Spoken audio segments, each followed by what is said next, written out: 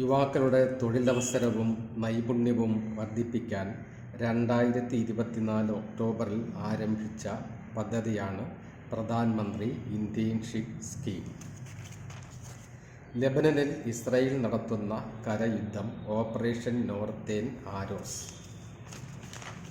സുനിത വില്യംസിനെയും ബുച്ച് വിൽമോറിനെയും ബഹിരാകാശ നിലയത്തിൽ നിന്നും തിരികെ എത്തിക്കുന്നതിനായി സ്പേസ് എക്സ് വിക്ഷേപിച്ച ദൗത്യമാണ് ക്രൂ 9. വയോജനങ്ങളെ സംരക്ഷിക്കുന്നതിനായി സഹയാത്ര എന്ന സമഗ്ര പദ്ധതി ആരംഭിച്ച പഞ്ചായത്ത് വെങ്ങാനൂർ പഞ്ചായത്ത്. സ്വർഗസ്ഥനായ ഗാന്ധിജി എന്ന പുസ്തകം രചിച്ചത് KT Jaleel.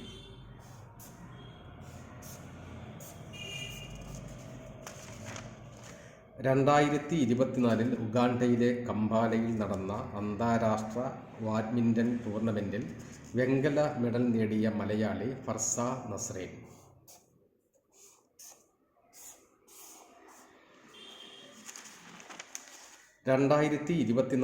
Under 17 SAFF football championship ജേതാക്കൾ ഇന്ത്യ.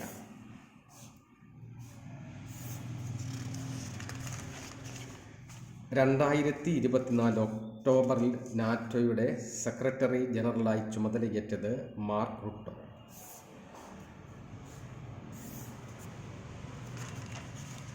ടെസ്റ്റ് ക്രിക്കറ്റ് ചരിത്രത്തിൽ ഏറ്റവും വേഗത്തിൽ 50 റൺസ് തികച്ച ടീം ഇന്ത്യയുടേതാണ്.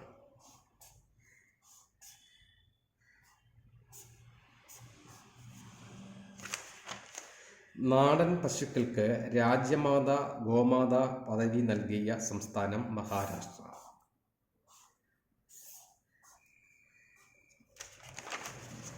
ഓൺലൈനിലൂടെ പാൽ സംഭരിക്കുകയും വിതരണം ചെയ്യുകയും ചെയ്യുന്ന സംസ്ഥാന ക്ഷീരവികസന വകുപ്പിൻ്റെ പുതിയ പോർട്ടലാണ് ക്ഷീരശ്രീ.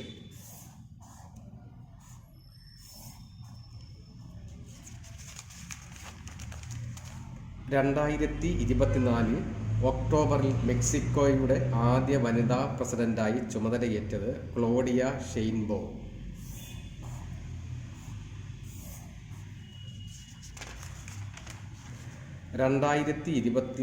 ഒക്ടോബറിൽ ഭൂമിക്കരികിൽ കൂടി കടന്നു പോകുന്ന വാൽ നക്ഷത്രം അറ്റ്ലസ് കോമറ്റ് എന്ന ഷുജിൻഷൻ.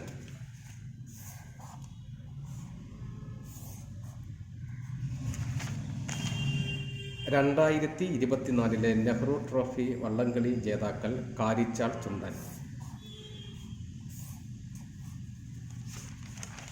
ഇന്ത്യൻ സൂപ്പർ ലീഗ് ഫുട്ബോൾ ചരിത്രത്തിൽ ഏറ്റവും കൂടുതൽ ഗോൾ നേടിയ താരം സുനിൽ ഛേത്രി.